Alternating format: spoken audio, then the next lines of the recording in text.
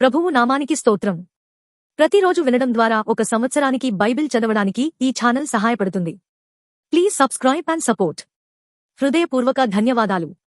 నేటి వేద భాగం యెషయా గ్రంథము 37వ అధ్యాయము. హిజ్కియా విని తన బట్టలు చింపుకొని గొనెపట్ట కట్టుకొని యెహోవా మందిరమునకు పోయి గృహ నిర్వాహకుడగు ఎల్యాకీమును శాస్త్రియగు షబ్నాను యాజకులలో పెద్దలను ఆమోజు కుమారుడును ప్రవక్తయునైన యెషయా యొద్దకు పంపెను. వీరు గోనెపట్ట కట్టుకొనిన వారై అతని యొద్దకు వచ్చి అతనితో ఇట్లనిరి, హిజ్కియా సెలవిచ్చినదేమనగా, ఈ దినము శ్రమయు శిక్షయు దూషణయు గల దినము. పిల్లలు పుట్టవచ్చిరి గాని కనుటకు శక్తి చాలదు.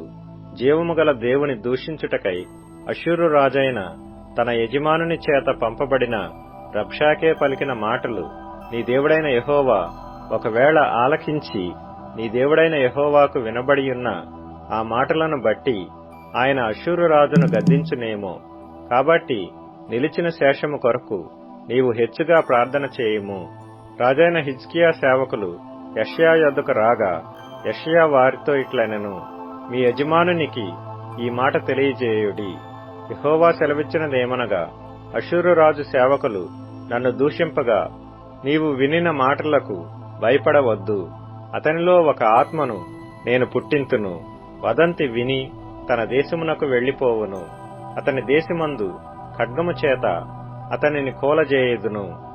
అష్షూరు రాజు లాకీషు పట్టణమును విడిచి వెళ్లి లిబ్నా మీద యుద్ధము చేయుచుండగా రబ్షాకే పోయి అతని కలిసికొనెను. అంతటా కూషు రాజైన తిర్హాక తన మీద యుద్ధము చేయుటకు వచ్చినని అష్షూరు రాజునకు వినబడినప్పుడు అతడు హిజ్కియా యొద్దకు దూతలను పంపి ఈలాగు ఆజ్ఞ ఇచ్చెను, యూదారాజుకు హిజ్కియాతో ఈలాగు చెప్పుడి, యెరూషలేము అష్షూరు రాజు చేతికి అప్పగింపబడదని చెప్పి నీవు నమ్ముకొనియున్న నీ దేవుని చేత మోసపోకుము. అష్షూరు రాజులు సకల దేశములను బొత్తిగా నశింపజేసిన సంగతి నీకు వినబడినది గదా. నీవు మాత్రము తప్పించుకొందువా? నా పితరులు నిర్మూలము చేసిన గోజాను వారు గాని హారాను వారు గాని రెజపులు గాని తెలశ్శారులో నుండిన ఏదెనీయులు గాని తమ దేవతల సహాయము వలన తప్పించుకొనిరా. హమాతు రాజు ఏమాయను, అర్పాదు రాజును సెపర్వయ్యూము హేనా ఇవ్వా అను పట్టణముల రాజులను ఏమైరి అని వ్రాసిరి. హిజ్కియా దూతల చేతిలో నుండి ఆ ఉత్తరము తీసుకుని చదివి యెహోవా మందిరములోనికి పోయి యెహోవా సన్నిధిని దాని విప్పి పరచి యెహోవా సన్నిధిని ఇట్లని ప్రార్థన చేసెను. యెహోవా కెరూబుల మధ్యను నివసించుచున్న ఇశ్రాయేలీల దేవా, భూమి ఆకాశములను కలుగజేసిన అద్వితీయ దేవా, నీవు లోకమందున్న సకల రాజ్యములకు దేవుడువయ్యున్నావు. సైన్యములకు అధిపతివగు యెహోవా, చెవియొగ్గి ఆలకించుము. యెహోవా, కన్నులు తెరచి దృష్టించుము. జీవము గల దేవుడవైన నిన్ను దూషించుటకై సన్హెరీబు పంపిన వాని మాటలను చెవినిబెట్టుము. యెహోవా, అష్షూరు రాజులు ఆ జనములను వారి దేశములను పాడుచేసి వారి దేవతలను అగ్నిలో వేసినది నిజమే. ఆ రాజ్యముల దేవతలు నిజమైన దేవుడు కాక మనుషుల చేత చేయబడిన కర్రలు రాళ్లు గాని దేవతలు కావు. కనుక వారు వారిని నిర్మూలము చేసిరి. యెహోవా, లోకమందున్న నీవే నిజముగా నీవే అద్వితీయ దేవుడువైన యెహోవావని సమస్త జనులు తెలుసుకొనున్నట్లు అతని చేతిలో నుండి మమ్మను రక్షించుము. అంతటా ఆమోజు కుమారుడైన యెషయా హిజ్కియా యొద్దకు ఈ వర్తమానము పంపెను. ఇశ్రాయేలీల దేవుడగు యెహోవా సెలవిచ్చినదేమనగా, అష్షూరు రాజైన సన్హెరీబు విషయమందు నీవు నా ఎదుట ప్రార్థన చేసితివే. అతని గూర్చి యెహోవా సెలవిచ్చు మాట ఏదనగా, సీయోను కుమారి అయిన కన్యక నిన్ను దూషణ చేయుచున్నది. ఆమె నిన్ను అపహాస్యము చేయుచున్నది. యెరూషలేము కుమారి నిన్ను చూచి తల ఊచుచున్నది. నీవు ఎవరిని తిరస్కరించితివి? ఎవరిని దూషించితివి? నీవు గర్వించి ఎవరిని భయపెట్టితివి? ఇశ్రాయేలీల పరిశుద్ధ దేవునినే కదా. నీ దూతల చేత యెహోవాను తిరస్కరించి నీవీలాగు పలికితివి, నా రథముల సముదాయముతో నేను పర్వత శిఖరముల మీదికిని లెబానోను పార్శ్వములకును ఎక్కియున్నాను. ఎత్తుగల దాని దేవదారు వృక్షములను, శ్రేష్టమైన సరళ వృక్షములను నరికివేసియున్నాను.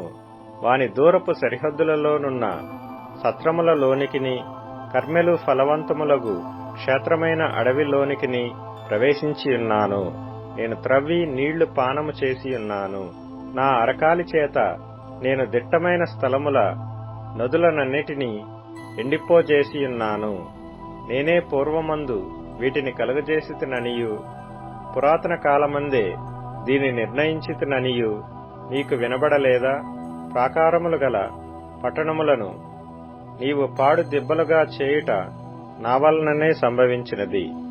కాబట్టి వాటి కాపురస్తులు బలహీనులై జడిసిరి, విభ్రాంతి నొంది పొలములోని గడ్డి వలెను, కాడవేయని చేలవలెను అయిరి. నీవు కూర్చుండుటయు, బయలు వెళ్ళుటయు, లోపలికి వచ్చుటయు, నా మీద వేయు రంకెలను నాకు తెలిసేయున్నవి. నా మీద నీవు వేయు రంకెలను, నీవు చేసిన కలహమును నా చెవులలో జొచ్చెను. నా గాలము నీ ముక్కునకు తగిలించెదను, నా కళ్ళెము నీ నోటిలో పెట్టి నిన్ను మళ్లించెదను. నీవు వచ్చిన మార్గముననే నిన్ను మళ్లించెదను. మరియు యెషయా చెప్పినదేమనగా, హిజ్కియా, నీకిదే సూచనయగును. ఈ సంవత్సరమందు దాని అంతటా అదే పండు ధాన్యమును, రెండవ సంవత్సరమందు దాని నుండి కలుగు ధాన్యమును మీరు భుజింతురు. మూడవ సంవత్సరమున మీరు విత్తనము విత్తి చేలు కోయుదురు, ద్రాక్ష తోటలు నాటి వాటి ఫలమును అనుభవించుదురు. యూదావంశములో తప్పించుకొనిన శేషము ఇంకనూ క్రిందికి వేరు తన్ని మీదికి ఎదిగి ఫలించును. శేషించువారు యెరూషలేములో నుండి బయలుదేరుదురు. తప్పించుకొనిన వారు సియోను కొండలో నుండి బయలుదేరుదురు. సైన్యములకు అధిపతియగు యెహోవా ఆసక్తి దీని నెరవేర్చును. కాబట్టి అష్షూరు రాజును గూర్చి యెహోవా సెలవిచ్చినదేమనగా, అతడు ఈ పట్టణములోనికి రాడు, దానిమీద ఒక బాణమైనా ప్రయోగింపడు, ఒక కేడెమునైనా దానికి కనుపరచడు, దాని ఎదుట ముట్టడి దెబ్బ కట్టడు. ఈ పట్టణము లోపలికి రాక తాను వచ్చిన మార్గముననే అతడు తిరిగిపోవును. ఇదే యెహోవా వాక్కు. నా నిమిత్తమును, నా సేవకుడైన దావీదు నిమిత్తమును నేను ఈ పట్టణమును కాపాడి రక్షించుదును. అంతటా యెహోవా దూత బయలుదేరి అష్షూరు వారి దండుపేటలో 185,000 మందిని మొత్తెను. ఉదయమున జనులు లేవగా వారందరూ మృత కళేబరములుగా ఉండిరి. అష్షూరు రాజైన సన్హెరీబు తిరిగిపోయి నీనెవే పట్టణమునకు వచ్చి నివసించిన తరువాత అతడు నిస్రోకు అను తన దేవత మందిరమందు బ్రొక్కుచుండగా అతని కుమారులైన అద్రమ్మెలకును షెరెజురును ఖడ్గముతో అతని చంపి అరారాతు దేశములోనికి తప్పించుకొనిపోయిరి. అప్పుడు అతని కుమారుడైన ఎసర్హద్దోను అతనికి మారుగా రాజాయెను. యెషయా గ్రంథము 38వ అధ్యాయము. ఆ దినములలో హిజ్కియాకు మరణకరమైన రోగము కలుగగా ప్రవక్తయు ఆమోజు కుమారుడునైన యెషయా అతని యొద్దకు వచ్చి, నీవు మరణమవుచున్నావు, బ్రతుకవు, గనుక నీవు నీ ఇల్లు చక్కబెట్టుకొనుమని యెహోవా సెలవిచ్చుచున్నాడని చెప్పగా, అతడు తన ముఖమును గోడతట్టు త్రిప్పుకొని, యెహోవా, యథార్థ హృదయుడనై సత్యముతో నీ సన్నిధిని నేనెట్లు నడుచుకొంటినో, నీ దృష్టికి అనుకూలముగా సమస్తమును నేనెట్లు జరిగించితినో కృపతో జ్ఞాపకం చేసుకొనుమని హిజ్కియా కన్నీళ్లు విడుచుచు యెహోవాను ప్రార్థింపగా, యెహోవా వాక్కు యెషయాకు ప్రత్యక్షమై ఇలాగు సెలవిచ్చెను, నీవు తిరిగి హిజ్కియా యొద్దకు పోయి అతనితో ఇట్లనుము, నీ పితరుడైన దావీదునకు దేవుడైన యెహోవా నీకు సెలవిచ్చినదేమనగా, నీవు కన్నీళ్లు విడుచుట చూచితిని, నీ ప్రార్థన నేను అంగీకరించియున్నాను. ఇంక 15 సంవత్సరముల ఆయుష్యము నీకిచ్చెదను. మరియు ఈ పట్టణమును నేను కాపాడుచు నిన్నును ఈ పట్టణమును అష్షూరు రాజు చేతిలో పడకుండా విడిపించెదను. యెహోవా తాను పలికిన మాట నెరవేర్చుననుటకు ఇది యెహోవా వలన నీకు కలిగిన సూచన. ఆహాజు ఎండ గడియారము మీద సూర్యుని కాంతి చేత దిగిన నీడ మరలా 10 మెట్లు ఎక్కజేసెదను.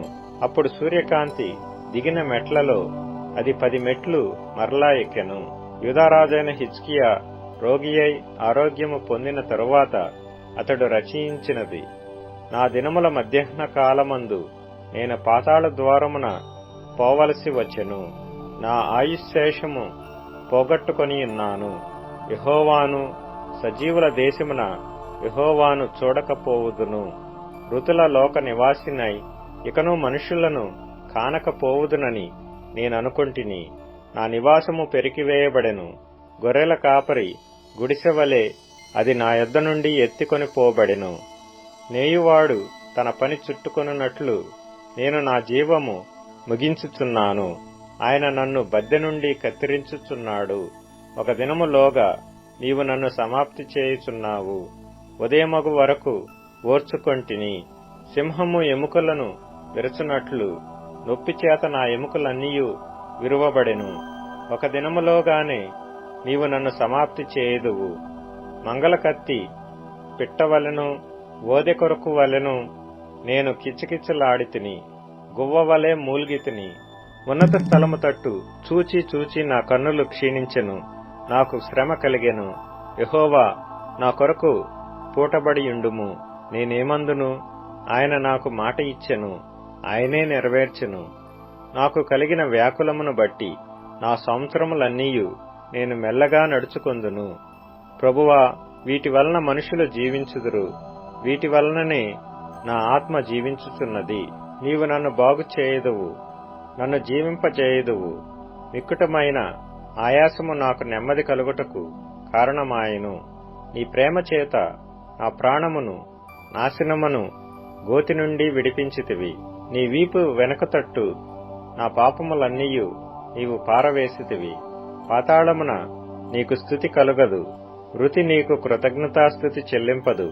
సమాధిలోనికి దిగువారు నీ సత్యమును ఆశ్రయించరు. సజీవులు సజీవులే గదా నిన్ను స్తుతించుదురు. ఈ దినమున నేను సజీవుడనై నిన్ను స్తుతించుచున్నాను. తండ్రులు కుమారులకు నీ సత్యమును తెలియజేతురు. యెహోవా నన్ను రక్షించువాడు. మన జీవిత దినములన్నీయు యెహోవా మందిరములో తంతివాద్యములు వాయింతుము. మరియు యెషయా అంజూరపు పండ్ల ముద్ద తీసుకొని ఆ పుండుకు కట్టవలెను, అప్పుడు అతడు బాగుపడునని చెప్పెను. మరియు హిజ్కియా, నేను యెహోవా మందిరమునకు పోయేదననుటకు గురుతేమని అడిగియుండెను. కొరింథీయులకు రాసిన 2వ పత్రిక 10వ అధ్యాయం. మీ ఎదుట నున్నప్పుడు మీలో అనుకోగలవాడనైనట్టియు, ఎదుట లేనప్పుడు మీ ఎడల ధైర్యము గలవాడనైనట్టియు పౌలను నేను యేసుక్రీస్తు యొక్క సాత్వికమును మృదుత్వమును బట్టి మిమ్మును వేడుకొనుచున్నాను. శరీర ప్రకారము నడుచుకొని వారమని మమ్మును గూర్చి కొందరనుకొనుచున్నారు కారా? అట్టివారి ఎడల నేను తెగించి కాఠిన్యము చూపవలెనని తలంచుకొనుచున్నాను గాని, నేను వచ్చినప్పుడు అట్లు కాఠిన్యమును చూపకుండునట్లు చేయుడని నేను మిమ్మును బతిమాలుకొనుచున్నాను. మేము శరీరదారులమై నడుచుకొనుచున్నను, శరీర ప్రకారము యుద్ధము చేయము. మా యుద్ధోపకరణములు శరీర సంబంధమైనవి కావు గాని దేవుని ఎదుట దుర్గములను పడద్రోయ జాలినంత బలము గలవై ఉన్నవి. మేము వితర్కములను, దేవుని గూర్చిన జ్ఞానమును అడ్డగించు ప్రతి ఆటంకమును పడద్రోసి, ప్రతి ఆలోచనను క్రీస్తుకు లోబడినట్లు చెరపట్టి, మీరు సంపూర్ణ విధేయతను కనపర్చినప్పుడు సమస్తమైన అవిధేయతకు ప్రతిదండన చేయ సిద్ధపడి ఉన్నాము. సంగతులను పైపైననే మీరు చూచుచున్నారు. ఎవడైనను తాను క్రీస్తువాడనని నమ్ముకొనిన ఎడల అతడేలాగు క్రీస్తువాడో అలాగే మేమును క్రీస్తువారమని తన మనస్సులో తాను తిరిగి ఆలోచించుకొనవలెను. పడద్రోయుటకు కాక మిమ్మును కట్టుటకే ప్రభువు మాకు అనుగ్రహించిన అధికారమును గూర్చి నేనొకవేళ కొంచెము అధికముగా అతిశయపడినను నేను సిగ్గుపరచబడను. నేను వ్రాయు పత్రికల వలన మిమ్మును భయపెట్టవలనని ఉన్నట్టు కనబడకుండా ఈ మాట చెప్పుచున్నాను. అతని పత్రికలు ఘనమైనవియు బలీయమైనవియు అయ్యున్నవి కాని అతడు శరీర రూపమునకు బలహీనుడు, అతని ప్రసంగము కొరగానిదని ఒకడు అనును. మీ మెదుట లేనప్పుడు పత్రికల ద్వారా మాటల యందెట్టి వారమై ఉన్నామో, ఎదుట ఉన్నప్పుడు క్రియయందు అట్టివారమై యుందుమని అట్లను వాడు తలంచుకొనవలెను. తమ్మును తామే మెచ్చుకొను కొందరితో జతపరచబడుటకైనను వారితో సరిచూచుకొనుటకైనను మేము తెగింపజాలము గాని, వారు తమలోనే ఒకరిని బట్టి ఒకరు ఎన్నిక చేసుకొని ఒకరితోనొకరు సరిచూచుకొనుచున్నందున గ్రహింపులేకయున్నారు. మేమైతే మీరకు మించి అతిశయపడము గాని, మీరున్న స్థలము వరకును రావలెనని దేవుడు మాకు కొలిచి ఇచ్చిన మేరకు లోబడియుండి అతిశయించుచున్నాము. మేము క్రీస్తు సువార్త ప్రకటించుచు మీ వరకును వచ్చియుంటిమి గనుక మీ యొద్దకు రానివారమైనట్టు మేము మా మేర దాటి వెళ్ళుచున్న వారము కాము. మేము మేరకు మించి ఇతరుల ప్రయాస ఫలములలో భాగస్థులమనుకొని అతిశయపడము. మీ విశ్వాసము అభివృద్ధి నొందిన కొలది మాకనుగ్రహింపబడిన మేరలకు లోపలనే సువార్త మరి విశేషముగా వ్యాపింపజేయుచు మీ ఆవలి ప్రదేశములలో కూడా సువార్త ప్రకటించబడినట్లుగా మేము మీ మూలముగా ఘనపరచబడదుమని నిరీక్షించుచున్నామే గాని మరి ఒకని మేరలో చేరి సిద్ధమయ్యున్నవి మావి అయినట్టు అతిశయింపఘోరం. అతిశయించువాడు ప్రభువునందే అతిశయింపవలెను. ప్రభువు మెచ్చుకొనువాడే యోగ్యుడు గాని తన్ను తానే మెచ్చుకొనువాడు యోగ్యుడు కాడు. కీర్తనల గ్రంథం 78వ కీర్తన. నా జనులారా, నా బోధకు చెవియొగ్గుడి, నా నోటి మాటలకు చెవియొగ్గుడి. నేను నోరు తెరచి ఉపమానము చెప్పెదను, పూర్వకాలపు గూఢవాక్యములను నేను తెలియజెప్పెదను. మాకు తెలిసిన సంగతులను, మా పితరులు మాకు వివరించిన సంగతులను చెప్పెదను. యెహోవా ప్రోత్సాహక క్రియలను, ఆయన బలమును, ఆయన చేసిన ఆశ్చర్య కార్యములను దాచకుండా వాటిని వారి పిల్లలకు మేము చెప్పెదము.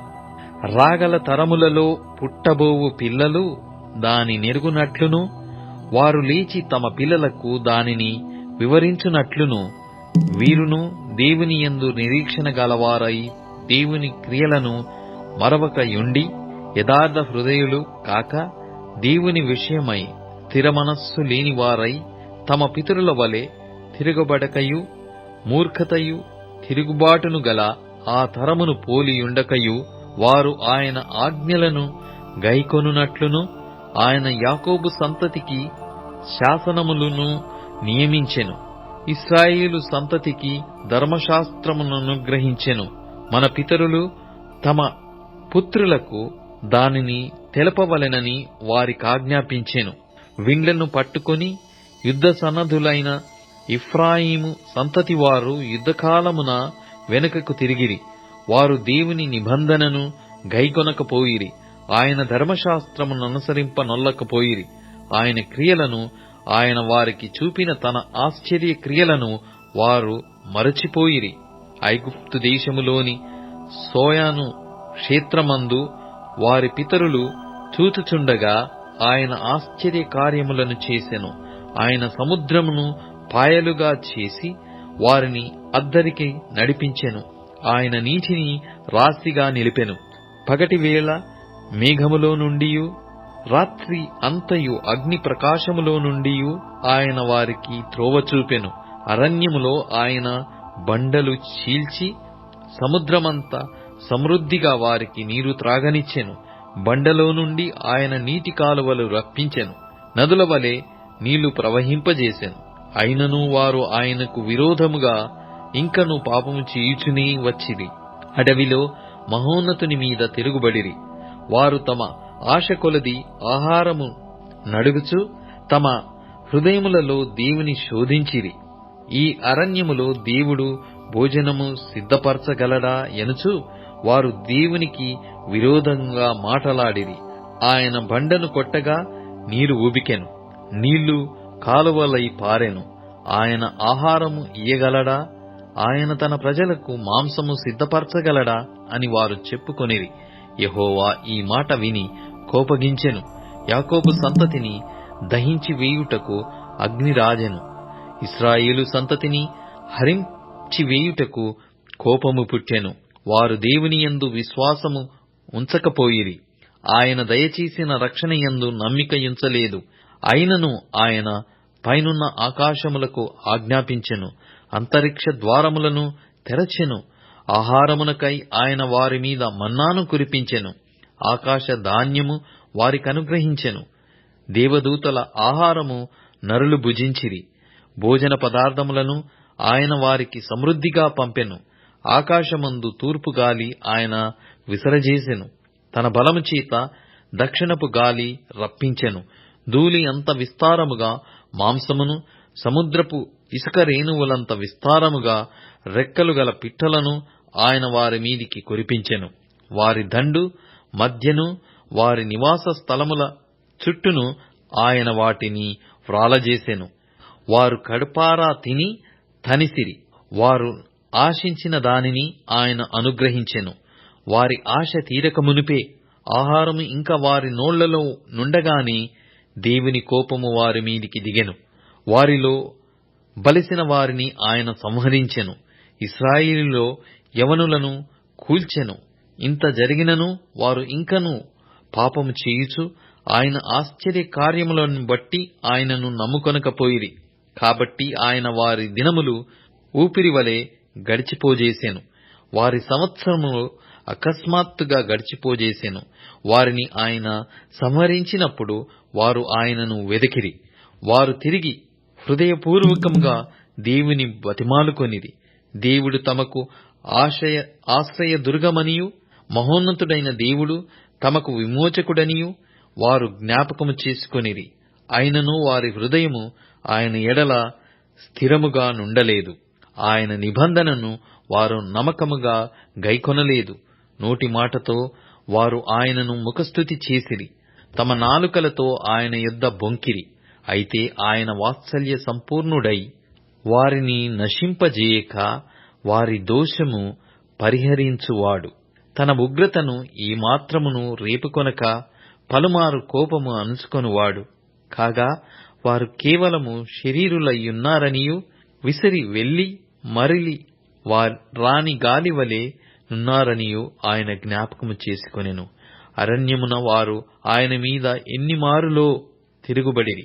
ఎడారి యందు ఆయనను ఎన్నిమారులో దుఃఖపెట్టిరి. మాటిమాటికి వారు దేవుని శోధించిరి. మాటిమాటికి ఇశ్రాయేలు పరిశుద్ధ దేవుని సంతాపము కలిగించిరి. ఆయన బాహుబలమునైనను విరోధుల చేతిలో నుండి ఆయన తమ్మును విమోచించిన దినమునైనను వారు స్మరణకు తెచ్చుకొనలేదు.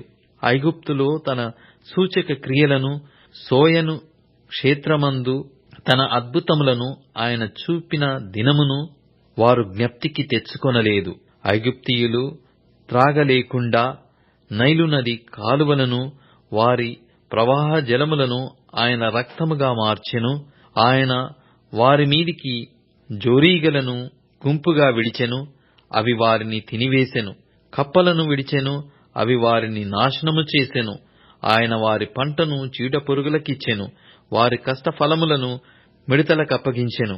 వడగండ్ల చేత వారి ద్రాక్ష తీగెలను, హిమము చేత వారి మేడి చెట్లను ఆయన పాడు చేసెను. వారి పశువులను వడగండ్ల పాలు చేసెను. వారి మందలను పిడుగుల పాలు చేసెను. ఆయన ఉపద్రవము కలగజేయు దూతల సేనగా తన కోపాగ్నిని, ఉగ్రతను, మహోగ్రతను, శ్రమను వారి మీద విడిచెను. తన కోపమునకు ఆయన త్రోవ చదును చేసెను. మరణము నుండి వారి ప్రాణమును తప్పింపక వారి జీవమును తెగులునకు అప్పగించెను. ఐగుప్తులోని జ్యేష్ఠులందరినీ, హాము గుడారములోనున్న బల ప్రారంభమైన ప్రథమ సంతానమును ఆయన సంహరించెను. అయితే గొర్రెల వలె ఆయన తన ప్రజలను తోడుకొనిపోయెను.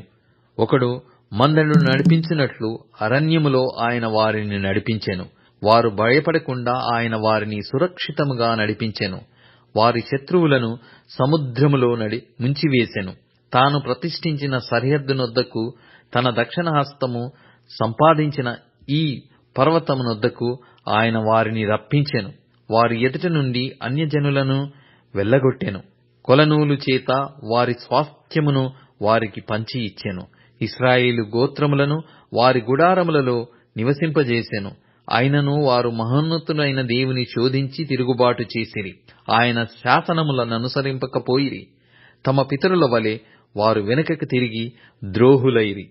జౌకిచ్చు విల్లు పనికిరాకపోయినట్లు వారు తొలగిపోయిరి. వారు ఉన్నత స్థలములను కట్టి ఆయనకు కోపము పుట్టించిరి. విగ్రహములను పెట్టుకొని ఆయనకు రోషము కలగజేసిరి.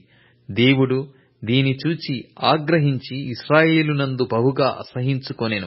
షిలోహు మందిరమును, తాను మనుష్యులలో సంస్థాపన చేసిన గుడారమును ఆయన విడిచిపెట్టెను.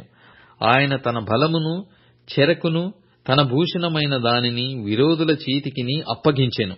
తన ప్రజలను ఖడ్గమునకు అప్పగించెను. ఆయన తన స్వాస్థ్యము మీద ఆగ్రహించెను.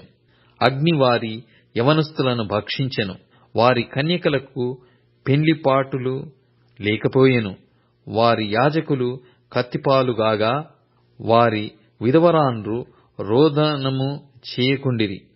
అప్పుడు నిద్ర నుండి మేల్కొను ఒకని వలెను, మధ్యవశుడై అర్భటించు పరాక్రమశాలి వలెను ప్రభువు మేల్కొనెను. ఆయన తన విరోధులను వెనుకకు తరిమికొట్టెను. నిత్యమైన నింద వారికి కలగజేసెను. పిమ్మట ఆయన యోసేపు గుడారమును అసహించుకొనెను. ఎఫ్రాయిము గోత్రమును కోరుకొనలేదు. యూదా గోత్రమును, తాను ప్రేమించిన సీయోను పర్వతమును ఆయన కోరుకొనెను. తాను అంతరిక్షమును కట్టినట్లు, తాను భూమిని నిత్యముగా స్థాపించినట్లు ఆయన తన పరిశుద్ధ మందిరమును కట్టించెను. తన దాసుడైన దావీదును కోరుకొని గొర్రెల దొడ్లలో నుండి అతని పిలిపించెను. పాడి గొర్రెలను వెంబడించుట మాన్పించి, తన ప్రజలైన యాకోబును, తన స్వాస్థ్యమైన ఇశ్రాయేలును మేపుటకై ఆయన అతనిని రప్పించెను. అతడు యథార్థ హృదయుడై వారిని పాలించెను. కార్యముల యందు నేర్పరి అయి వారిని నడిపించెను. ఇప్పుడు tune in, Spotify, Amazon music మరియు యూట్యూబ్ మ్యూజిక్ లో కూడా అందుబాటులో ఉంది. Please follow us.